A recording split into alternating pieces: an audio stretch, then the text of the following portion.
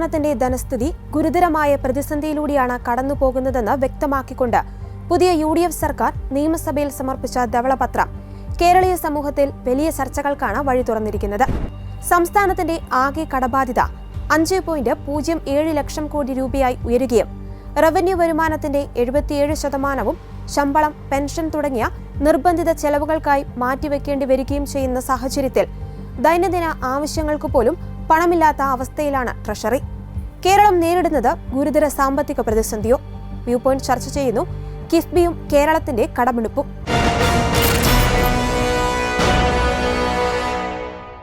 സംസ്ഥാനത്തിന്റെ മികച്ച സാമൂഹിക സൂചികകൾ നിലനിർത്തുന്നതിനോടൊപ്പം തന്നെ ഈ സാമ്പത്തിക ബാധ്യതകൾ എങ്ങനെ കൈകാര്യം ചെയ്യണമെന്നതാണ് പുതിയ ഭരണകൂടം നേരിടുന്ന ഏറ്റവും വലിയ വെല്ലുവിളി. ഈ ധനപ്രതിസന്ധിയുടെ പശ്ചാത്തലത്തിൽ കഴിഞ്ഞ സർക്കാരിന്റെ കാലത്ത് വലിയ വികസന മാതൃകയായി ഉയർത്തിക്കാട്ടിയ കേരള ഇൻഫ്രാസ്ട്രക്ചർ ഇൻവെസ്റ്റ്മെന്റ് ഫണ്ട് ബോർഡിനെതിരെ ഗുരുതരമായ കണ്ടെത്തലുകളാണ് ധവളപത്രത്തിൽ ഉൾപ്പെടുത്തിയിരിക്കുന്നത്. സംസ്ഥാന ബജറ്റിന് പുറത്ത് വൻതോതിൽ കടമെടുപ്പ് നടത്തി വികസന പദ്ധതികൾ നടപ്പിലാക്കുവാൻ രൂപീകരിച്ച കിഫ്ബി യഥാർത്ഥത്തിൽ സംസ്ഥാനത്ത് ഒരു സമാന്തര സാമ്പത്തിക അധികാര കേന്ദ്രം നിലവിൽ വരാൻ ഇടയാക്കിയെന്നാണ് മുഖ്യമന്ത്രി VD സതീശൻ വാർത്താ സമ്മേളനത്തിൽ മാധ്യമപ്രവർത്തകരോട് പറഞ്ഞത്. സർക്കാർ അധികാരമേക്കുന്ന സമയത്ത് fiscal health of the state ആണ്, സംസ്ഥാനത്തിന്റെ സാമ്പത്തിക ആരോഗ്യം എന്താണ് എന്ന് എല്ലാ വിഭാഗം ജനങ്ങളെയും സാധാരണക്കാരായ ആളുകളെ ഉൾപ്പെടെയുള്ളവരെ ബോധ്യപ്പെടുത്തുന്നതിനുള്ള ഡോക്യുമെന്റാണ്. എത്ര വരുമാനം നമുക്ക് ലഭിക്കുന്നു, എത്ര ചെലവഴിക്കുന്നു, എത്ര ബാധ്യതകളുണ്ട്, ഭാവിയിൽ എത്ര സാമ്പത്തിക പ്രതിസന്ധികൾ ഉണ്ടാകും എന്നെല്ലാമാണ് ഇതിൽ പറയുന്നത്. വൈറ്റ് പേപ്പർ അനിവാര്യമാകുന്ന മറ്റൊരു പ്രധാന കാരണം പുതിയ സർക്കാർ അവതരിപ്പിക്കാൻ പോകുന്ന ബജറ്റിന്റെ പശ്ചാത്തലത്തിലാണ്. കഴിഞ്ഞ സർക്കാർ പാസാക്കിയ 26-27 ബജറ്റിലെ ന്യൂനതകളുടെ യഥാർത്ഥ ചിത്രം അതിനകത്ത് വരും. ഞാൻ നിയമസഭയിൽ പറഞ്ഞതുപോലെ 25-26 ബജറ്റ് കണക്കുകൾ പ്രകാരം കേരളത്തിന്റെ ആകെ ബാധ്യത 5.07 ലക്ഷം കോടിയാണ്. ഇത് സ്റ്റേറ്റിന്റെ GSTPയുടെ 35.5%. ഇപ്പൊ ഈ കടം കണക്കാക്കുന്നത്, കടത്തിന് പരിധിയുള്ളത് കൊണ്ട് കടം കണക്കാക്കുന്നത് സ്റ്റേറ്റ് GDPയുടെ GSTPയുടെ എത്ര ശതമാനം വരുമെന്നാണ്. 35.5% കടം വരുന്നത്. അതായത് 18 പ്രധാന സംസ്ഥാനങ്ങളുടെയാണ് നമ്മൾ സാധാരണ എടുക്കാറുള്ളത്. അത് ദേശീയ ശരാശരി 29.2ഉം ഈ 18 സംസ്ഥാനങ്ങളുടെ ശരാശരി 28.81ആണ്. അപ്പൊ കേരളത്തിൻ്റെത് 35.5%. ഉയർന്ന തോതിലാണ് ഈ കടവും GSTPയും തമ്മിലുള്ള റേഷ്യോ. പലിശ, സംസ്ഥാനത്തിന്റെ പലിശ ചെലവ് വരുമാന ചെലവിന്റെ മൊത്തമുള്ള വരുമാനത്തിന്റെ നമ്മൾ ചെലവഴിക്കുമ്പോൾ അതിന്റെ 17.73% വരും. ദേശീയ ശരാശരി 11.99%. ഭയങ്കര വലിയ തുക പലിശ എടുത്തിരിക്കുന്നത്, വലിയ പലിശയ്ക്കൊക്കെ എടുത്തിരിക്കുന്നതുകൊണ്ട് പലിശ മൊത്തം എക്സ്പെൻഡിച്ചറിന്റെ 17.73% പലിശയ്ക്ക് വേണ്ടിയിട്ട് പോവാണ്. വികസന ചെലവ് ആകെ ചെലവിന്റെ 39.9% മാത്രമാണ് ആകെ വികസന കാര്യങ്ങൾക്ക് വേണ്ടി ചെലവഴിക്കുന്നത്. ദേശീയ ശരാശരി 63.5. വ്യത്യാസം മനസ്സിലായ കേരളത്തിന്റെ? അപ്പൊ കൂടുതൽ പൈസ ചെലവാക്കുന്നത് കമ്മിറ്റഡ് എക്സ്പെൻഡിച്ചറിനാണ്. പലിശ, ശമ്പളം, അത് മനസ്സിലായ, പെൻഷൻ, അങ്ങനെയുള്ള കാര്യങ്ങൾക്ക്. മറ്റത് നേരെ 39.9 നമ്മുടെ ആവുമ്പോൾ 63.5 അവര് വികസന കാര്യങ്ങൾക്ക് ചെലവാക്കുന്നത്. പിന്നെ ക്യാപിറ്റൽ എക്സ്പെൻഡിച്ചറാണ്, മൂലധന ചെലവ്. അത് മൊത്തം GSTPയുടെ 1.34% മാത്രമാണ്. ദേശീയ ശരാശരി 3.2, സംസ്ഥാനങ്ങളുടെ ശരാശരി 3.09 ആണ്. അതായത് കടം എടുക്കുന്നത് മൂലധന ക്യാപിറ്റൽ എക്സ്പെൻഡിച്ചറിനല്ല വിനിയോഗിക്കുന്നത്. മൊത്തത്തിന്റെ ഒരു 1.34% മാത്രമേ വരുന്നുള്ളൂ. പിന്നെ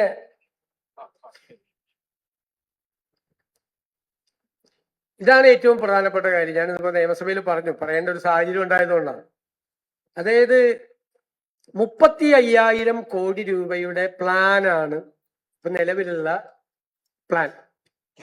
അതിനാണ് ഞങ്ങൾ ഗവൺമെന്റ് ഓൾട്ടർനേറ്റീവ് മെമ്മോറാണ്ടം കൊണ്ടുവന്ന് ബജറ്റ് കൊണ്ടുവരുന്നത്. ഇതിൽ 20,500 കോടി ഇപ്പൊ ഇല്ല.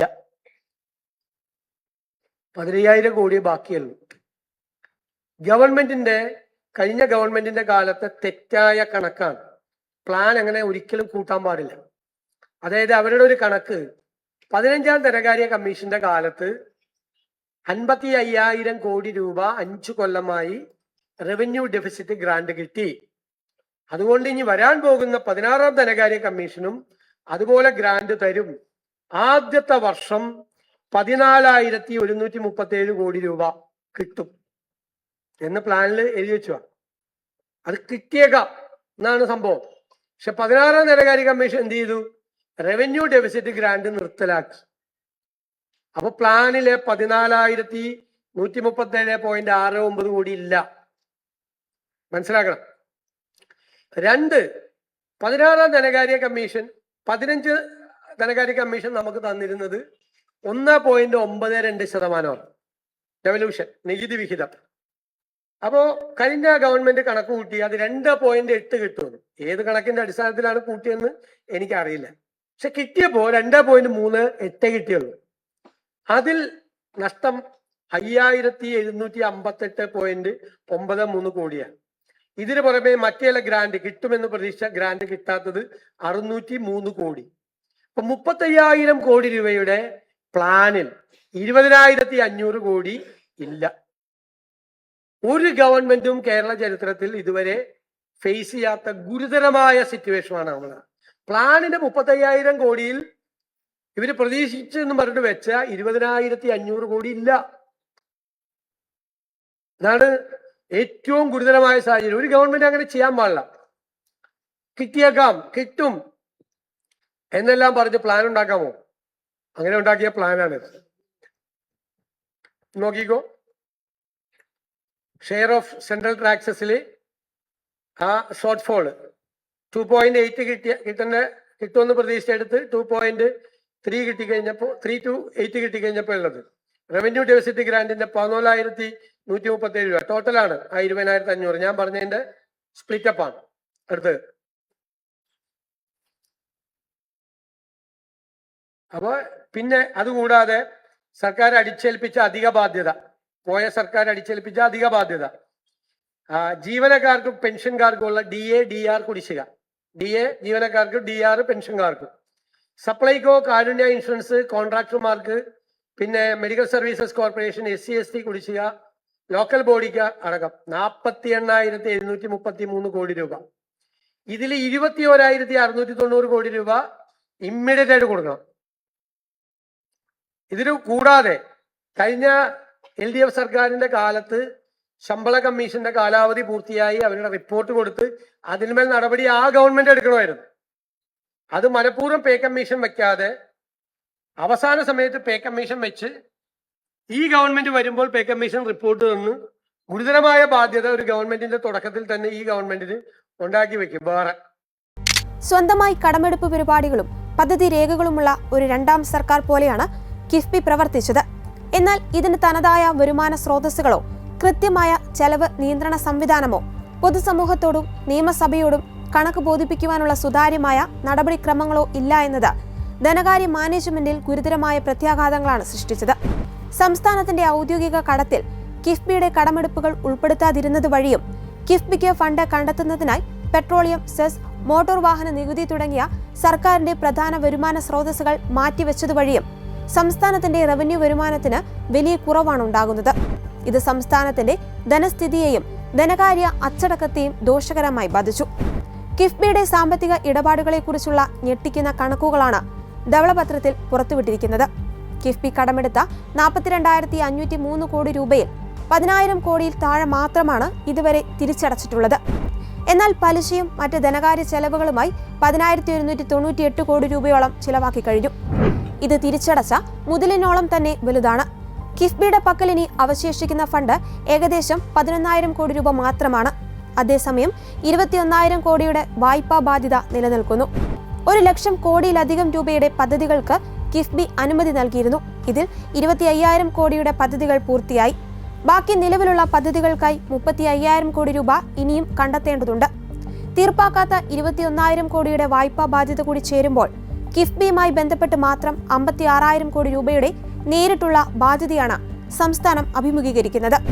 സർക്കാരിനേക്കാൾ കാര്യക്ഷമമായി കടമെടുക്കുവാൻ കിഫ്ബിക്ക് കഴിയുമെന്ന അവകാശവാദം പൂർണ്ണമായും തെറ്റാണെന്നാണ് ധവളപത്രം ചൂണ്ടിക്കാണിക്കുന്നത്. കാരണം കിഫ്ബിയുടെ ഫണ്ട് സമാഹരണ ചെലവ് സർക്കാരിന് നേരിട്ടുള്ള വായ്പാ നിരക്കിനേക്കാൾ വളരെ കൂടുതലാണ്. കൂടാതെ കിഫ്ബിയുടെ കടം വീട്ടുന്നത് ബജറ്റ് വിഹിതത്തിൽ നിന്നായതുകൊണ്ട് തന്നെ അത് സംസ്ഥാനത്തിന്റെ വാർഷിക വായ്പാ പരിധി കേന്ദ്ര സർക്കാർ വെട്ടിക്കുറയ്ക്കുവാൻ കാരണമായി. ഇത് കിഫ്ബിയുടെ അടിസ്ഥാന യുക്തിയെ തന്നെ ചോദ്യം ചെയ്യുന്നതാണ്. ധനവകുപ്പിന് കിഫ്ബിയുടെ കടമെടുപ്പ് തീരുമാനങ്ങൾക്കുമേൽ പൂർണ്ണ നിയന്ത്രണം ഉണ്ടായിരുന്നില്ല. എന്നാൽ അതിന്റെ ബാധ്യതകളും പലിശഭാരവും ഒടുവിൽ വന്നു ചേരുന്നത് ധനവകുപ്പിന്റെ ചുമലിലാണ്. കിഫ്ബി വഴി നടപ്പിലാക്കിയ പദ്ധതികളിൽ തന്ത്രപരമായ മുൻഗണനകളേക്കാൾ കൂടുതൽ രാഷ്ട്രീയമാണ് പ്രതിഫലിച്ചതെന്നും റിപ്പോർട്ട് വ്യക്തമാക്കുന്നു. ഉദാഹരണമായി, ആകെ അംഗീകരിച്ച പദ്ധതികളിൽ 20%, നൽകിയ തുകയിൽ 19% കണ്ണൂർ ജില്ലയിലാണ് കേന്ദ്രീകരിച്ചിരിക്കുന്നത്. തിരുവനന്തപുരത്ത് ഇത് യഥാക്രമം 17%, എറണാകുളത്ത് 11% മാത്രമാണ്. കിഫ്ബി കടമെടുപ്പുകളെ ഔദ്യോഗിക ബജറ്റിൽ നിന്ന് ഒഴിവാക്കിയത് വഴി നിയമസഭയെയും പൊതുജനങ്ങളെയും സംസ്ഥാനത്തിന്റെ യഥാർത്ഥ കടബാധ്യതകൾ സംബന്ധിച്ച് തെറ്റിദ്ധരിപ്പിക്കുവാനാണ് മുൻ സർക്കാർ ശ്രമിച്ചത്. കഴിഞ്ഞ 9 വർഷമായി സംസ്ഥാന സർക്കാർ പ്രതിവർഷം ശരാശരി 3000 കോടി രൂപ വീതം കിഫ്ബിക്ക് നൽകി വരുന്നുണ്ട്. 2026 മാർച്ച് 31 വരെയുള്ള കണക്കുകൾ പ്രകാരം കിഫ്ബിയുടെ ആകെ വരവ് 74,171 കോടി രൂപയാണ്. ഇതിൽ സർക്കാർ വിഹിതം, മോട്ടോർ വാഹന നികുതി, സെസ് എന്നിവയിൽ നിന്നും 26,497 കോടി രൂപ ലഭിക്കുന്നു. വായ്പകൾ 42,053 കോടി രൂപ. പദ്ധതികളിൽ നിന്നുള്ള തിരിച്ചടവ് വെറും 3,700 കോടി രൂപ മാത്രം. മോട്ടോർ വാഹന നികുതിയുടെ 50% സർക്കാരിന്റെ വിഹിതത്തിന്റെ പ്രധാന സ്രോതസ്. 2025-26 സാമ്പത്തിക വർഷത്തിൽ മാത്രം ഇത് 3,300 കോടി രൂപ വരും. സംസ്ഥാനത്തിന്റെ റവന്യൂ വരുമാനത്തിൽ വലിയ കുറവാണ് ഉണ്ടാകുന്നത് എന്ന യാഥാർത്ഥ്യം നിലനിൽക്കുമ്പോഴാണ് ഈ തുക ബജറ്റിന് പുറത്തേക്ക് മാറ്റപ്പെടുന്നത്. ഈ ഗുരുതരമായ പ്രതിസന്ധി മറികടക്കുവാൻ സർക്കാർ മുന്നോട്ട് വെക്കുന്ന പ്രധാന നിർദ്ദേശങ്ങളും ഭാവി ആസൂത്രണങ്ങളും കേരളത്തിന്റെ ഭാവിക്ക് നിർണായകമാണ്. കിഫ്ബി എന്ന സംവിധാനം പൂർണ്ണമായി ഉപേക്ഷിച്ചില്ലെങ്കിലും അതിൽ സമ്പൂർണമായ പൊളിച്ചെഴുത്ത് നടത്തുമെന്നാണ് VD സതീശൻ സർക്കാർ എടുത്തിരിക്കുന്ന നയം. കിഫ്ബി ഇതുവരെയുള്ള എല്ലാ രേഖകളും യഥാർത്ഥ ബാധ്യതകളെക്കുറിച്ചുള്ള വിവരങ്ങളും സർക്കാരിന് സമർപ്പിക്കേണ്ടതുണ്ട്. വിവാദമായ മസാല ബോണ്ട് വിതരണം, കിഫ്ബി അക്കൗണ്ടുകൾ, കൺസൾട്ടൻസികൾക്ക് വൻതോതിൽ പണം നൽകിയത്, കടമെടുത്ത പണം പ്രയോജനപ്പെടുത്താതെ ബാങ്കുകളിൽ നിക്ഷേപിച്ചത് എന്നിവയെക്കുറിച്ച് സമഗ്രമായ ഫോറൻസിക് ഓഡിറ്റ് നടത്തുമെന്നാണ് സർക്കാർ അറിയിച്ചിരിക്കുന്നത്. ധനവകുപ്പിന് കിഫ്ബിയുടെ മേൽ പൂർണ്ണ നിയന്ത്രണം ഉറപ്പാക്കുന്ന തരത്തിൽ നിയമപരമായ ചട്ടക്കൂടുകളിൽ ഭേദഗതികൾ വരുത്തും. പദ്ധതികളുടെ ഗുണനിലവാരം വർദ്ധിപ്പിക്കുകയും രാഷ്ട്രീയ താൽപര്യങ്ങൾക്ക് പകരം ജനങ്ങൾക്ക് മുൻഗണന നൽകുകയും ചെയ്യും. എന്നാൽ കേരളത്തിന്റെ മൂലധന ചെലവ് GSDPയുടെ 1.3% മാത്രമാണ്. ഇതുയർത്തി ഉൽപാദനക്ഷമമായ മേഖലകളിൽ നിക്ഷേപം നടത്തി പുതിയ വരുമാന സ്രോതസ്സുകൾ കണ്ടെത്തണം. KSRTC, ജല അതോറിറ്റി തുടങ്ങിയ വൻ നഷ്ടം വരുത്തുന്ന പൊതുമേഖലാ സ്ഥാപനങ്ങളെ പുനഃസംഘടിപ്പിക്കുക എന്നിവയാണ് സർക്കാരിന് മുമ്പിലുള്ള അടുത്ത വെല്ലുവിളി. മുഖ്യമന്ത്രി VD സതീശൻ നിയമസഭയിൽ സമർപ്പിച്ച ധവളപത്രം രാഷ്ട്രീയ ആരോപണങ്ങൾക്കപ്പുറം കേരളത്തിന്റെ ധനസ്ഥിതി നേരിടുന്ന പച്ചയായ യാഥാർത്ഥ്യങ്ങളാണ് തുറന്നു കാട്ടുന്നത്. ബജറ്റിന് പുറത്തുള്ള കടമെടുപ്പുകൾ താൽക്കാലികമായി വികസനം കാണിക്കുമെങ്കിലും അത് ഭാവി തലമുറയെ വലിയൊരു കടക്കണിയിലേക്കാണ് തള്ളിവിടുന്നത്. കർശനമായ നിരീക്ഷണത്തിലൂടെയും സുതാര്യമായ ഓഡിറ്റിംഗിലൂടെയും വരുമാന വർധനവിന് മുൻഗണന നൽകുന്ന ഭാവി ആസൂത്രണങ്ങളിലൂടെയും മാത്രമേ കേരളത്തിന് ഇനി നഷ്ടപ്പെട്ട സാമ്പത്തിക ആരോഗ്യം വീണ്ടെടുക്കുവാൻ സാധിക്കുകയുള്ളൂ.